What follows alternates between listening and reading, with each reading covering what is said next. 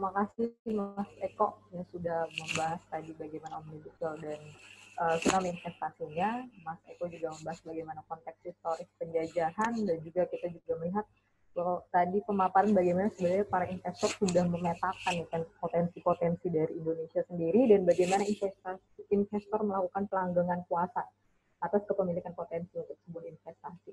Nah, untuk pemateri ketiga, narasumber ketiga kita, dia akan membahas bagaimana menyoal reforma agraria di dalam Omnibus Law Cipta Kerja.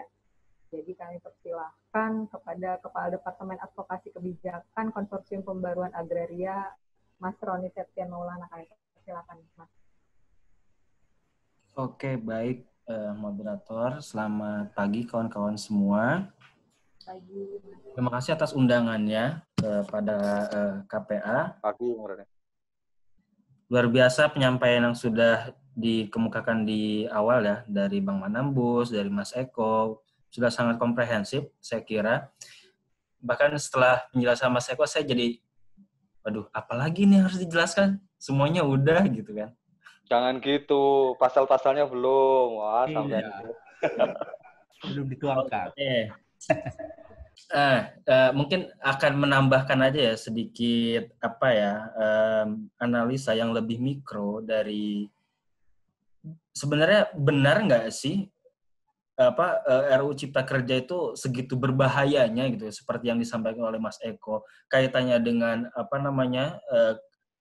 politik ekonomi global dan pembangunan infrastruktur skala internasional yang begitu masif dijalankan di negara-negara berkembang dan sebagainya.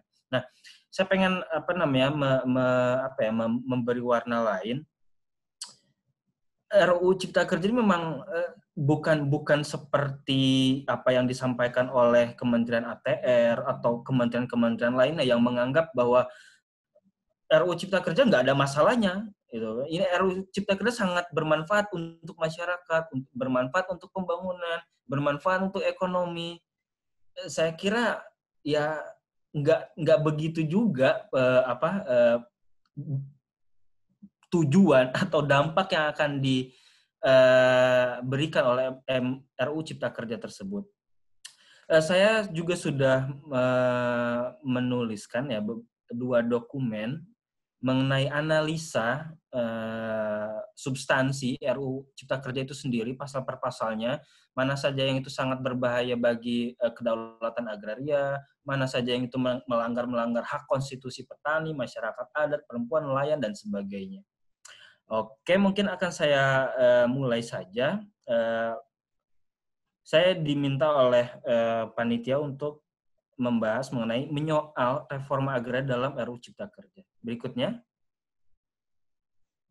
Nah, ini saya langsung ke konklusi ya sebelum saya menjelaskan reforma agraria dalam RUU Cipta Kerja itu seperti apa. KPA sudah mengeluarkan sikap bahwasannya RUU Cipta Kerja merupakan penghinaan terhadap agenda reforma agraria. Mengapa demikian? Karena memang jika kita sesama memperhatikan pergerakan atau dinamika kebijakan ekonomi Indonesia sejak terpilihnya Presiden Joko Widodo, kita ingat begitu banyak paket kebijakan ekonomi yang disusun oleh pemerintah hingga 16 jilid paket ekonomi, dan itu memang semuanya mengarahkan kepada yang pertama penyederhanaan izin, penyingkatan proses pengadaan tanah, perluasan infrastruktur, bla bla bla dan sebagainya, hingga sampai ke tax amnesty dan sebagainya. Nah, di dalam substansi RUU Cipta Kerja saat ini, slide berikutnya. Nah, di dalam substansi RUU Cipta Kerja ini, itu hanya akan dari dokumen yang saya susun ya, berdasarkan hasil analisis, hanya akan mengukuhkan ketimpangan itu sendiri. Mengapa demikian? Karena di dalam substansi atau pasal-pasal dalam RUU Cipta Kerja begitu banyak pengaturan atau ketentuan mengenai sumber-sumber agraria yang diatur secara serampangan. Misalnya, pengukuhan kawasan hutan itu dilakukan oleh kementerian berdasarkan citra satelit semata. Jadi tidak ada partisipasi masyarakat di dalamnya. Bagaimana pemerintah memastikan di dalam kawasan hutan itu tidak ada manusianya, tidak ada tanah pertaniannya, nggak ada, ya kan? Nah, setelah dikukuhkan, berlanjut ke pasal berikutnya. Setiap tanah yang sudah ditentukan sebagai lokasi pembangunan, mau itu perkebunan, kehutanan, tambang, infrastruktur, dan sebagainya, status tanahnya langsung berubah menjadi status pembangunan itu sendiri. Nah, artinya baik hutan, kebun, sawit, tambang, pariwisata, infrastruktur dan sebagainya itu memang menjadi tujuan utama mengapa RUU Cipta Kerja ini akan disahkan. Nah, jika disahkan, bagaimana dengan 16,3 juta hektar sawit saat ini? Bagaimana dengan 3,7 juta HTI dan hutan alam saat ini yang itu hanya dikuasai kurang lebih 500 perusahaan? Bagaimana dengan izin pertambangan yang mencapai 41,7 juta hektar? Nah, tidak ada, jika kita berbicara skema bisnis, tidak ada di dalam RUU Cipta Kerja yang hendak mengevaluasi terlebih dahulu skema-skema bisnis internasional dan skala besar seperti HGU sawit, HTI, dan pertambangan. Bagaimana kontribusinya mereka kepada perekonomian negara? Nggak ada juga kajiannya, nggak ada juga analisisnya. Lah terus untuk apa terus dianak emaskan ketiga sektor ini? Nggak ada juga sebenarnya manfaatnya. Nah, di sisi lain kita sedang menghadapi ketimpangan yang begitu luar biasa seperti yang dijelaskan Mas Eko di awal. Ada 26 juta rumah tangga petani, 26 juta kakak petani yang hanya menguasai tanah itu di bawah atau kurang dari 0,50 hektar. Nah, fakta seperti ini tidak menjadi acuan bagaimana ekonomi Indonesia ke depan itu akan disusun. Malah jawabannya adalah Omnibus Law, yang itu sama sekali tidak berbicara terhadap 26 juta petani ini. Sama sekali tidak. Berikutnya. Slide berikutnya adalah, ini juga masalah lain dari RUU Cipta Kerja. Banyak substansi di dalam RUU Cipta Kerja tersebut yang itu jelas-jelas melanggar putusan-putusan MK yang itu sejatinya menguatkan bahkan melindungi hak-hak konstitusi petani, masyarakat adat, dan sebagainya. Berdasarkan analisis kami, sedikitnya terdapat 10 putusan MK terkait agraria yang itu akan dihapuskan oleh RUU Cipta Kerja. 2 diantaranya adalah yang mungkin telah kita kenal dan kita ketahui bersama, MK 35 mengenai penegasan hutan adat itu akan dihapus oleh RUU Cipta Kerja. Kemudian ada juga putusan MK 95 mengenai larangan atau pengecualian kriminalisasi terhadap petani, masyarakat adat di kawasan hutan. Nah, itu akan dihapuskan, dan 8 putusan MK lainnya mengenai hak menguasai negara, mengenai keterlibatan masyarakat dalam proses penerbitan izin tambang, bla bla bla dan sebagainya, itu semuanya akan dihapuskan. Nah, jika memang RUU Cipta Kerja ini melanggar konstitusi, mengukuhkan ketimpangan, ya itu sebenarnya tidak hendak berbicara tentang reforma agraria di dalamnya, sama sekali tidak. Berikutnya, slide berikutnya. Nah, masalahnya yang juga mencuat di dalam Omnibus Law atau RUU Cipta Kerja ini juga, negara dalam hal ini kehilangan kontrol atau kedaulatannya atas tanah. Mengapa demikian? Ini salah satu contoh saja di salah satu sektor yang diatur di dalamnya, di sektor pertanahan. RUU Cipta Kerja hendak mengesahkan bahwa HGU atau HGB, hak pakai dan sebagainya, itu berlaku hingga 90 tahun. Itu nyaris 1 abad, kawan-kawan. Bayangkan. Misalkan Sukanto Tanoto ya, dengan ratusan anak perusahaannya, itu dia satu perusahaannya memiliki 1 HGU yang itu lamanya sampai 90 tahun, itu kekayaan dia tuh nggak habis 7 turunan. Jadi betapa mengerikannya sumber-sumber agraria kita akan diatur oleh RUU Cipta Kerja. Jangka 90 tahun, 35 atau 25 tahun yang diatur oleh UPH saja, itu banyak menimbulkan konflik agraria. Apalagi 90 tahun, itu berdasarkan diskusi-diskusi yang telah diselenggarakan oleh banyak pihak, akademisi, UGM, Prof. Maria juga menyampaikan bahwa tidak ada pembenaran baik filosofi, sosial maupun ekonomi. HGU selama 90 tahun itu nggak ada alat pembenarannya. Itu hanya memuaskan birahi para pemodal saja, tidak ada berbicara untuk masyarakat di dalamnya. Nah, bahaya berikutnya adalah slide berikutnya. Nah, ini juga tadi yang sudah disinggung oleh Mas Eko. Di dalam RUU Cipta Kerja ada ketentuan mengenai pembentukan bank tanah. Bank tanah ini, kawan-kawan, di dalam RUU Cipta Kerja, atau sebenarnya bank tanah ini merupakan salah satu usulan dari RUU Pertanahan yang sebelumnya berhasil kita tolak dan dibatalkan oleh DPR, sekarang masuk lagi ke dalam RUU Cipta Kerja. Bank tanah sumber keuangannya itu dapat dari pihak luar atau penanaman modal. Artinya di dalamnya ada kontrol lagi dari para pemodal itu. Sedangkan kewenangannya itu sangat luar biasa. Bank tanah itu akan diberikan hak pengelolaan atas tanah-tanah negara. Ya kan? Kewenangan berikutnya adalah hak atas tanah di atas hak pengelolaan yang dikelola bank tanah diberikan waktu 90 tahun. Tidak berhenti di situ. Setelah 90 tahun hak atas tanahnya berakhir, tanahnya tidak kembali ke negara, tanahnya kembali ke bank tanah.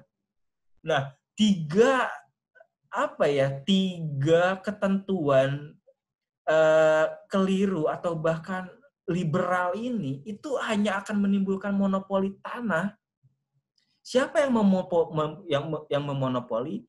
Ya pengusaha-pengusaha sawit, pengusaha-pengusaha tambang, pengusaha-pengusaha infrastruktur, dan sebagainya. Karena di dalam kewenangan bank tanah juga, bank tanah ini bisa memberikan hak atas tanah untuk KEK, kawasan ekonomi khusus, untuk kawasan industri, hak pakai, HGB, dan sebagainya.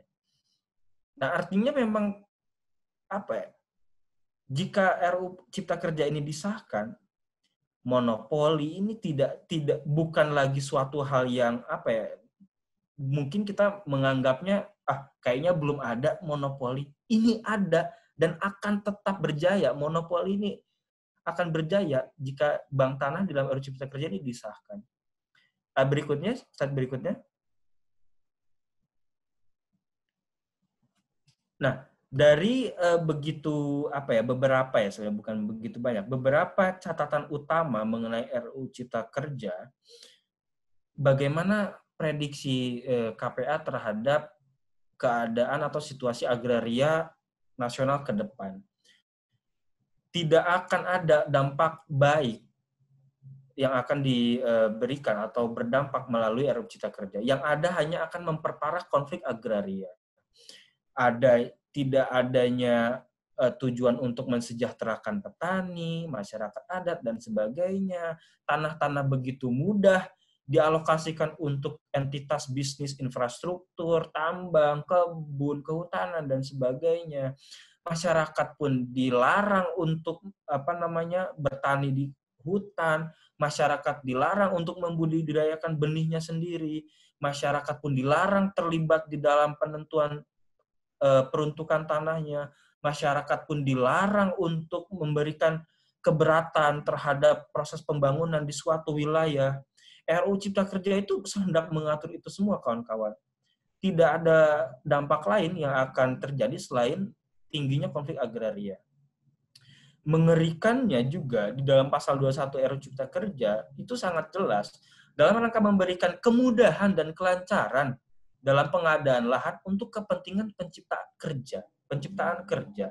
Nah, pertanyaan kemudian adalah bagaimana mungkin petani, masyarakat adat, nelayan, perempuan, masyarakat miskin lainnya di pedesaan itu akan sejahtera melalui pekerjaannya, ya, atau mengelola tanah dan sebagainya, jika RUU Cipta Kerja itu sendiri hendak melegalkan proses-proses perampasan tanah, di mana tanah tersebut adalah tempat kerjanya.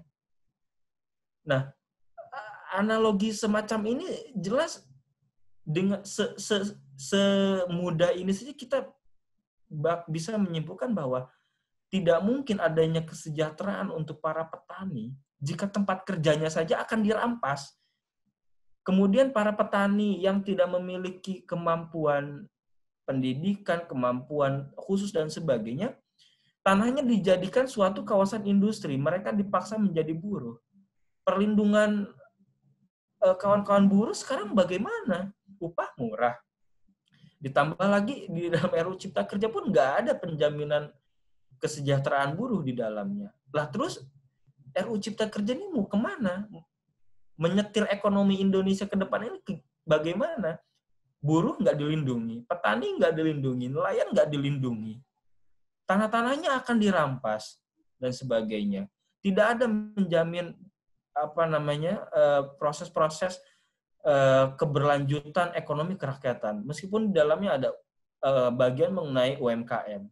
Tapi sangat sumir, tidak ada blue map atau master plan bagaimana UMKM, misalkan sektor petani, agraria itu akan ditingkatkan. Nggak ada juga.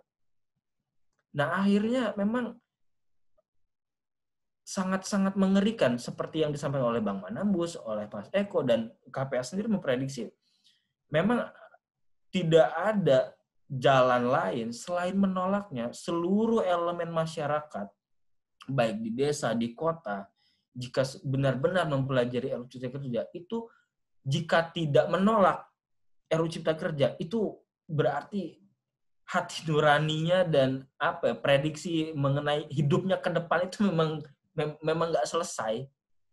Nah, saya mungkin di diskusi ini juga saya ingin menyampaikan ke kawan-kawan, jangan sampai penolakan RUU Cipta Kerja ini hanya menjadi buah-buah atau kembang-kembang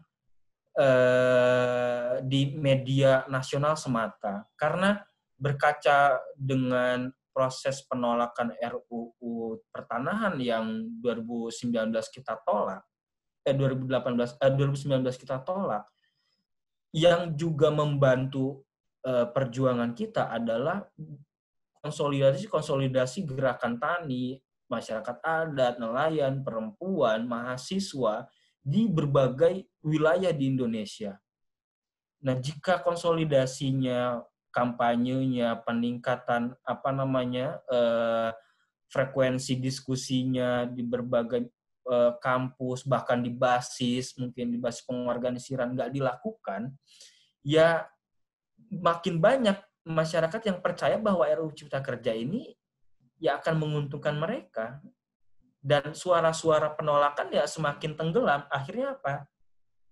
Ya disahkan ya RUU Cipta Kerja ini, dan ya konflik agraria ya makin banyak, dan akan semakin banyak petani yang jalan kaki dari Sumatera Utara ke Jakarta. Mungkin itu pengantar diskusi kita dari KPA. Akan mungkin banyak dielaborasi lebih jauh ya di dalam proses diskusinya. Mungkin itu moderator dan panitia yang bisa saya sampaikan. Terima kasih.